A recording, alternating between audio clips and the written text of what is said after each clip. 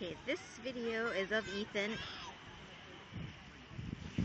filling the bucket up with water with a cup because the bucket is too heavy when he fills it with water himself. The reason why he's filling the bucket up with water is because he wants to empty it with the cup. Some of it just spilled a while ago, so I'm gonna have to start this video. Oh no, sand is in there, Ethan!